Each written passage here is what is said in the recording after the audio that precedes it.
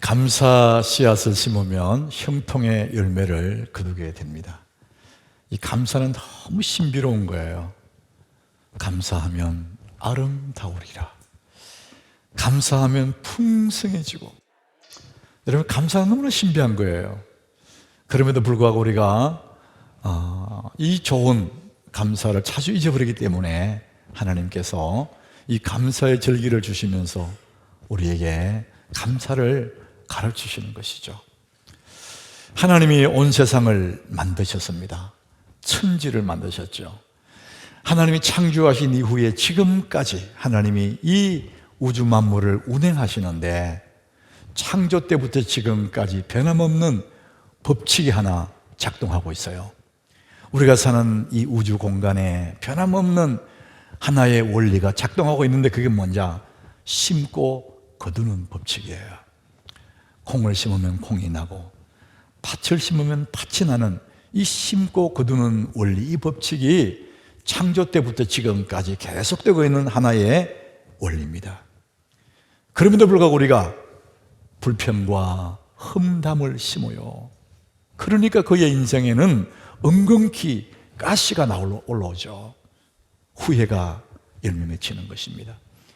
이는 감사와 축복을 씨를 뿌리면, 감사를 심고 축복을 심으면 반드시 형통의 열매가 맺혀지는 것이죠. 여러분들은 지금 무엇을 심고 있으십니까? 오늘 보면 17절에 예수님이 말씀하시죠. 예수께서 대답하여 이르시되 10사람이 다 깨끗함을 받지 않았느냐? 그 9은 어디 있느냐? 나병으로 소망 없던 그 사람 10명이 예수님의 은혜로 병을 고침받았거든요. 그런데 그 중에 한 명이 돌아와서 예수님 참 고맙습니다. 한 명만 돌아왔어요. 예수님이 너무 마음이 허전하셔서 하시는 말씀이 10사람이 다 깨끗함을 받지 않았느냐? 9은 어디 있느냐? 이렇게 말씀하시는 거예요. 사람이 우리의 삶의 여정에 돌아보면 참 고맙고 감사한 일이 참 많지만 내 마음에 안 들면 그걸로 끝이에요. 오늘 16절에 보니까요, 그 중에 한 명이 예수께 돌아와서 예수의 발 앞에 엎드렸어요. 발 아래 엎드려 감사했다. 그는 사마리아 사람이다. 이렇게 표현합니다. 이게 너무 중요하기 때문에 써놓은 거잖아요. 예수의 발 앞에 엎드려서 그냥 고마우면 아유 감사합니다 이 정도 하면 될 텐데 땅바닥에 완전히 엎드려서 예수님 너무 감사합니다, 최고의 존경으로 온 마음을 다해서 감사의 표현을 한 거예요. 여러분, 감사가 얼마나 위대한 힘을 발휘하는지 몰라요. 이 사람 한 사람이 돌아와서 예수님 감사합니다 이럴 때 예수님이 10명이 깨끗함 받았는데 9명 어디 갔냐? 이렇게 말씀하시는 거죠. 여러분, 이 말씀이 예수님이 한 동리로 지나가는데 그 동네 어귀에서 10명의 이 나병 환자들을 만나요. 그 나병 환자들이 슬픈 것은 몸에 병 들어서 슬프기도 하지만은 몸에 병이 들면 이게 전염성이 강하기 때문에 가족과 떨어져야 됩니다. 여러분, 지금 여러분 다 마스크 쓰고 거리두기 해서 앉아 있잖아요. 그래도 가족은 만나고 하거든요. 근데 이 나병은 걸리면은 가족에게서부터 완전히 격리시켜 버립니다. 떠나게 만들어요. 동네도 못 들어오게 만들어요. 그러니까 너무 슬픈 거예요. 병도 슬프지만 가족과 함께 살지 못하는 게 슬프단 말이에요. 그러니까 이 사람들이 멀리 가지는 못하고 가족이 그립고 아들, 딸이 보고 싶으니까 동네 어귀에 모여서 그게 자기들끼리 운동하게 사는지 뭐 굴을 파고 사는지 모르지만 그게 살면서 밤에 낮에 자식들이 동네에 왔다 갔다 그걸 보려고 거기 있었는지도 몰라요. 근데 어느 날 예수님이 그 길로 지나가는 소식 듣고 이 사람들이 예수께로 나옵니다. 오늘 12절에 보니까 한 마을에 들어가시니 그랬습니다. 나병 환자 10명이 예수를 만나 멀리 서서 예수께 오기는 왔는데 가까이 못 가고 멀리 서 있어요. 저만치 서 있어요. 왜냐하면 가까이 가면 안 되니까. 그 당시의 관습으로도 가까이 가면 멀쩡한 사람 곁에 돌을 막 던집니다. 이렇게. 오른다고. 그 저주받은 병이라고 생각하기 때문에 가까이 갈 수도 없어요. 그러니까 이 사람들이 몸에 병이 들었고 예수께 가고 싶지만 갈 수가 없어서 멀리 서서 주님께 긍휼을 구해요. 오늘 13절에 이렇게 말합니다. 소리를 높여 이르되 예수 선생님이여 우리를 불쌍히 여기소서. 우리를 불쌍히 여기소서. 한번 따라해 봅시다. 불쌍히 여기소서. 여러분, 이 한 구절에 모든 게 다 들어있어요. 다 슬프니까 예수님 우리 불쌍히 주십시오. 가족을 못 만나니까 우리를 불쌍히 주십시오. 우리 병들었으니까 불쌍히 주십시오. 그 말 한 절에 그 마음에 우러나오는 모든 게 다 포함되어 있어요. 이 사람들은 이제 병이 나서 마음이 너무 가난한 거예요. 마음이 자세가 땅바닥에 있습니다. 예수님 우리를 불쌍히 주십시오. 수많은 사람들이 이들을 불쌍히 여기는 것이 아니라 저주처럼 여깁니다. 예수님 우리를 좀 불쌍히 주십시오. 사람이 어려움 당하는 것은 너무 힘들지만 그 어려움 때문에 마음의 자세가 아주 낮아진다면 그것이 복이거든요. 성경은 교만은 멸망의 선복이라고 그래요. 그런데 겸손은 하나님의 은혜를 받는 통로라는 것이죠. 하나님의 은혜는 물과 같아요. 물은 낮은 곳으로 흘러가는 성질이 있어요. 우리의 마음의 자세를 바닥에 낮출수록 하나님의 은혜는 물 붓듯이 몰려오는 거예요. 우리가 모든 것 좀 잘 돌아갈 때는 사람이 교만해져요. 마음의 자세가 높아져요. 그런 어렵고 힘들 때 마음이 가난해지는 거예요. 여러분, 모든 것이 잘 될 때도 여러분 여러분 태도를, 자세를 낮추시기를 바랍니다. 그래야 은혜를 경험하는 거예요. 주님께 나올 수 없는 그 상황에, 가까이 가면 돌 맞을 수 있는 그런 상황에도 예수께 나왔고 주님 우리를 불쌍히 해 주십시오. 그럴 때 이들이 진짜 불쌍히 여김받고 병을 고침받는 그런 은혜를 경험하지 않습니까? 예수께 나와야 은혜를 경험하죠. 주님께 와야 주님의 은혜를 누릴 수가 있는 거거든요. 우리 살다 보면 만 가지 문제가 생겨요. 얼마나 문제가 많습니까? 그들은 100가지 문제의 답은 하나입니다. 예수뿐입니다. 예수. 여러분, 예수께 나오면 모든 문제가 해결될 줄 믿으시길 바랍니다. 100가지 문제 답은 하나예요.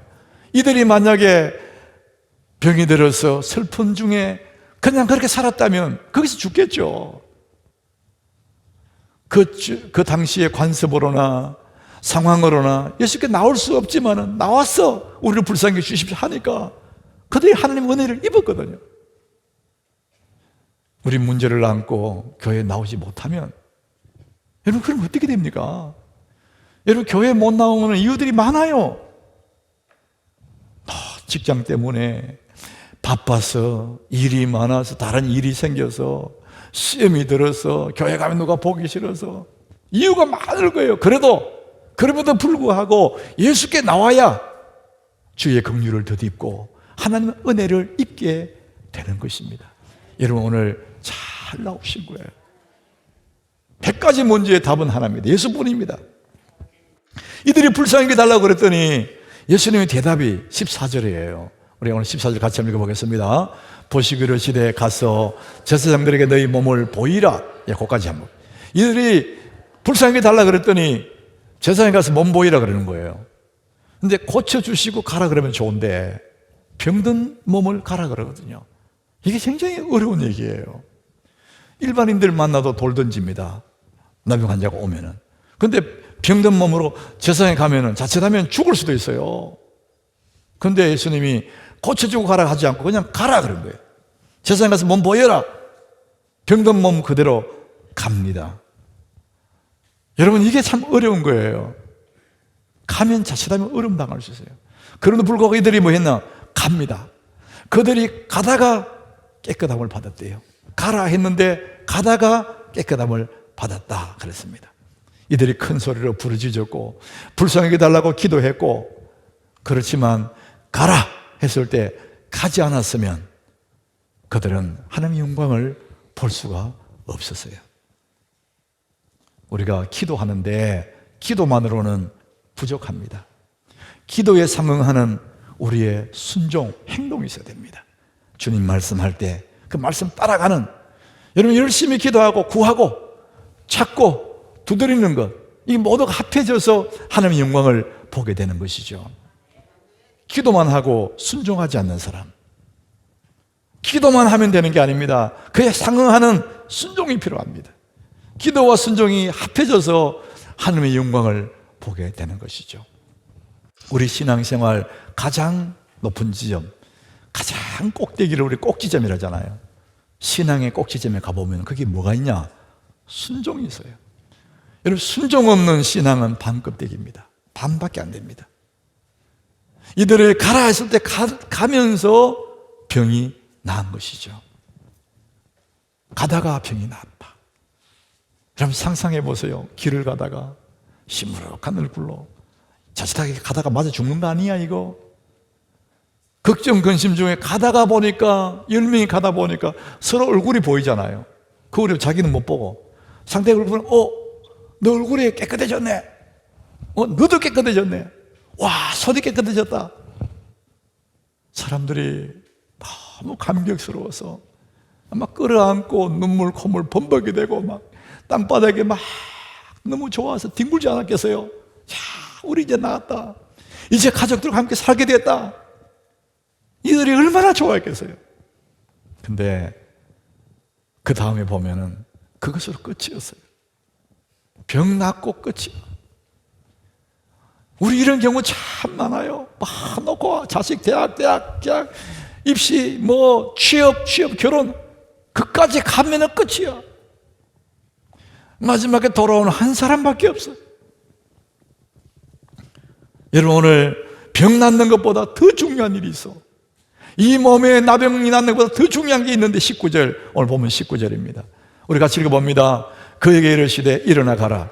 내 믿음이 너를 구원하였느니라 하시더라. 여러분 몸에 병이 나았다고 영원히 사는 거 아니에요.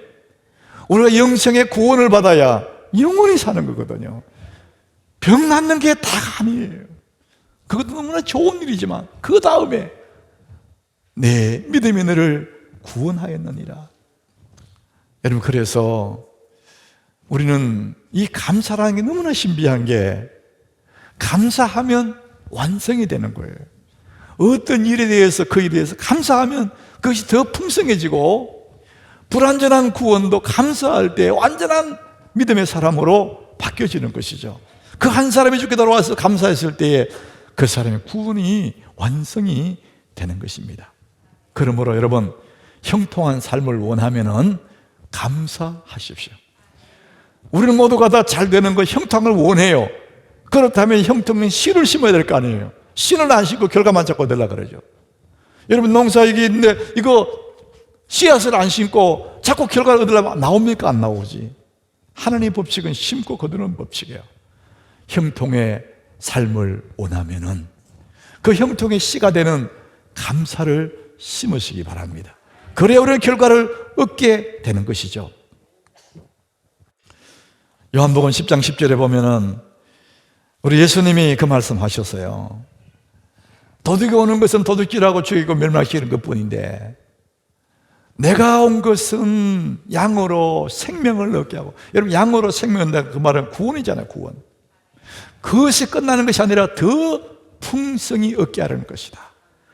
예수님 믿으면 구원받습니다. 우리 다 알고 있어요. 구원받으면 끝이냐? 예수 안에 있는 풍성한 삶이 있어요. 만족하고 기뻐하고 감격스러운 그 풍성한 생명이 있다는 거예요. 그 풍성한 생명을 어떻게 누리느냐? 감사하는 사람. 예수 믿으면 구원받고 감사하면 풍성한 생명을 누리게 되는 것입니다. 누림의 비결은 감사하는 거예요. 우리의 마음에 자살골을 만들어내고 스스로 안 되게 만드는 인생으로 그렇게 끌고 가지만 이것을 해독할 수 있는 해독제가 있답니다. 그게 감사입니다. 감사는 영혼의 해독제라 그래요. 여러분 세상에 약이 너무 많아요. 어디 아프다 가면 약국 가면 약 다 있습니다. 그런데 마음이 아픈 약은 약이 없어요. 내가 분노했다, 분노의 찌꺼기를 제거하는 약을 주십시오. 그런 약은 없어요. 그런데 우리의 감정의 찌꺼기들, 내 마음의 독소를 만들어내는 이 감정의 분노의 찌꺼기들을 깨끗이 청소해버릴 수 있는 하나님의 해독제를 하나 주셨는데 감사합니다. 감사는 영혼의 해독제입니다. 자, 그러면 어떻게 하면 우리가 감사할 수 있을까? 제가 세 가지를 말씀드릴게요. 첫 번째, 우리 한번 따라합시다. 생각하라. 여러분, 생각하면 감사할 수가 있어요. 여러분, 왜 사람이 감사하지 못할까? 성경은 확실하게 그 얘기해요. 시편 78장 11절에 여호와께서 행하신 것과 그들에게 보이신 그의 기이한 일을 잊었도다. 다 까먹었다는 거예요. 내 삶의 순간마다 하나님 행하셨던 그 일들, 하나님 은혜에 베푸셨던 그 일들을 다 잊어버렸대요. 이게 늘 불평하는 거예요. 잊어버렸으니까.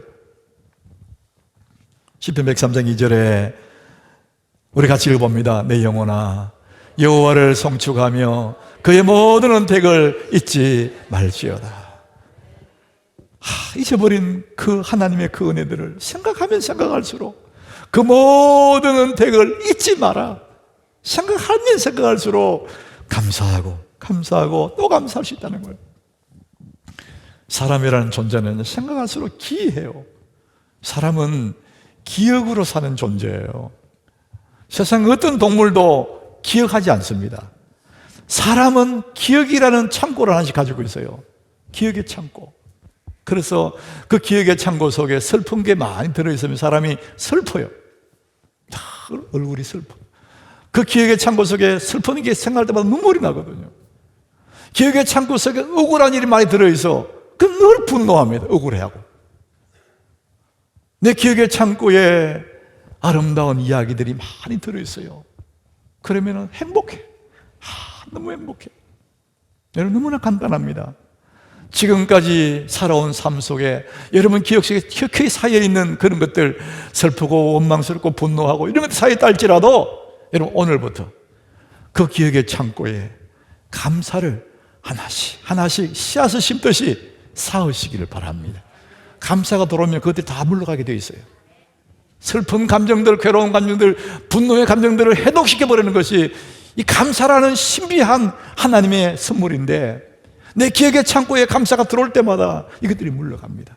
그래서 감사를 차곡차곡 누적시키고 쌓아갈수록 내 가슴이 든든해지고 내 삶이 풍성해지고 모든 것이 만족한 겁니다.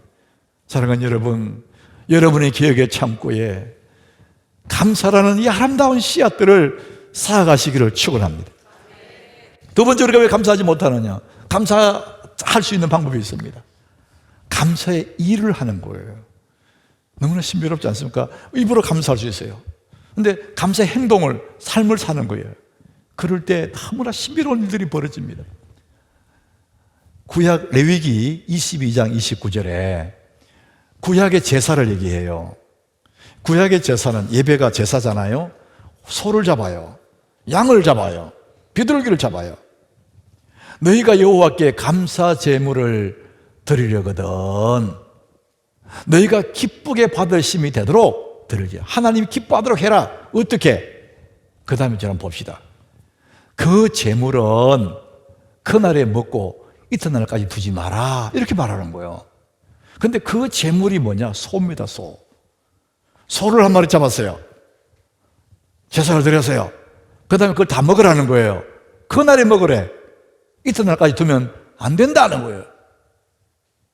그때 냉장고가 없어서 그렇겠지 뭐. 냉동실에 넣어놓으면 한 달씩 괜찮은데 이런 생각할 거예요. 근데 그 뒤에 뭐라고 하시냐? 나는 여호와니라. 너 그런 소리 하지 마. 그날 다 먹고 그 다음날 두지 마라. 다 버리라 말도 않고 먹으라는 거예요. 혼자 소 한 마리 먹을 수 있어요? 그날? 못 먹어. 이 무슨 뜻이죠? 그 풍성한 감사를 다 나눠주라는 거예요. 주변에 있는 모든 사람, 미운 놈도 불러가지고 먹이고, 마음에 안 드는 사람도 지금 먹이고 싹 먹으라는 거예요. 이 감사라는 것은, 감사제라는 것은 나 혼자 감사하는 게 아니고 감사의 삶을 나눌 때 이건 엄청난 하나님의 은혜가 있다는 거예요. 이건 상상할 수 없는, 우리 머리로는 이해가 안 되는 그런 일들이 감사할 때, 감사의 삶을 살 때 일어난다는 거예요. 러시아 구소련 그 시베리아 추운 동네 가면 시베리아 벌판에 가요. 그 시베리아 동토의 땅에 강제 수용소가 거기 있었대요. 사람들이 끌려가서 거기서 강제 노동을 하고 살아가는 강제 수용소 이야기예요. 너무나 춥고 너무나 배가 고프고 노동은 너무나 심하고 그러니까 아침마다 그 막사의 사람들이 죽어서 나온대. 시신 나온대요. 일은 고되지 먹을 건 없지. 너무 춥지. 그리고 일이 끝나고 나면 숲하고 빵 한 조각을 주는데 그것으로 먹으려고 달려들어가지고 약한 사람 못 먹고 그러니까 아침에 죽어 나온대 계속. 그런데 그 중에 한 막사에는요 사람이 안 죽는데요. 그리고 그게 그 막사에 있는 사람들 얼굴이 다 붉으스레 하고 건강해 보인대요. 그 사람들은 너무나 신비롭다. 신비로운 방이라 그래요. 그 이유가 그렇답니다. 그 방에 러시아 정교회 사제가 한 사람이 들어왔어요. 신부님이죠. 그 방에는 아침에 빵이 오고 숲이 올 때 동그랗게 돌로 앉았어. 앞에 숲이 오면은 다 전달한다. 내 앞에 다 골고루 놓게 한대요. 빵 오면 다 전달해서 자기 빵 하나 숲 안에 딱 놓게 하고. 그리고 그릇을 하나 만들어서 거기 큰 그릇에 숲을 조금 드러내고 빵을 좀 찢어서 거기에 담고 여기에 모인 이것은 옆방에 다른 사람 먹게 한답니다. 우리는 나머지 이것을 먹는다는 거예요. 그런데 아무도 안 죽고 더 건강하고 얼굴이 붉어스레하고 사람이 건강하게 보인다는 거예요. 분명히 적게 먹었어. 때가 줬거든. 그런데 내가 작게 먹었는데 더 건강하고. 이거 책에서 이렇게 말했더라고요. 누군가를 도우면 마법 같은 일이 일어난다. 이게 세상의 이야기거든요. 세상 사람들은 논리적으로 계산이 안 되는 거예요. 누군가를 도우면 마법 같은 일이 생긴다. 그렇게 말할 수밖에 없는 거예요. 그런데 성경에는 이렇게 분명히 하겠죠. 이것이 하나님 나라의 법칙이에요. 하나님 나라의 비밀입니다. 하나님 나라는 나눌수록 커지는 신비한 비밀이 하나님께 있는 거예요. 받은 은혜 감사함으로 나누는 겁니다. 감사의 삶을 사는 거예요. 감사 씨앗을 심으면 형통의 열매가 맺혀지는 것입니다. 마지막 세 번째로 우리는 이런 일들이 있고 저런 일들이 있을 때는 감사하지만 아무것도 없다. 그럴 때는 아무것도 할 수 없잖아요. 그럴 때 필요한 건 뭐냐? 따라합시다. 절대 믿음. 절대 믿음을 선포하는 것입니다. 우리는 다 상대적이거든요. 뭐 아이가 학교 가서 감사하고 취업을 해서 감사하고 상대적이에요. 근데 아무것도 없어. 감사할 거리가 아무것도 없어. 그럴 때 우리는 필요한 것이 절대 믿음이 필요한 거예요. 하박국 선지자가 그런 고백하죠. 하박국 3장 17절에 비록 무화과 나무가 무성하지 못하고 포도나무에 열매가 없고 감람나무에 소출이 없으며 밭에 먹을 것이 없고 우리의 양이 없고 외양간에 송아지도 없대. 근데 아무것도 없다는 거예요. 빈들판이야. 이럴 때 뭐 때문에 뭘로 감사할 수 있냐 이거죠. 근거가 없는데 근거가. 자, 그럴 때 필요한 것이 뭐냐? 절대 믿음이라는 거예요. 하박국은 그 다음 절에 이렇게 결심해요. 우리 같이 읽습니다. 나는 여호와로 말미암아 즐거워하며 나의 구원의 하나님으로 말미암아 기뻐하리로다. 아무것도 없는데 하나님으로 말미암아 즐거워하고 하나님으로 말미암아 기뻐하리로다. 나는 아무것도 없어도 하나님으로 말미암아 기뻐하고 하나님만으로 즐거워하리로다. 절대 믿음입니다. 여러분 삶 속에 이 절대 믿음을 선포하면은 우리는 날마다 모든 일에 승리할 수 있습니다. 모든 일에 감사할 수 있습니다. 지난 세월 여러분 생각해 보십시오. 하나님 은혜 아닌 것이 뭐가 있습니까? 모든 것이 하나님 은혜입니다. 그렇기 때문에 생각하면 생각할수록 감사하고 아무것도 없어도 하나님 때문에 감사할 수 있고 이게 그리스도인의 삶입니다. 여러분 감사 씨앗을 잘 심으셔서 여러분의 기억의 창고 곳간에 감사를 잘 심어서 형통한 삶을 사시기를 축복합니다.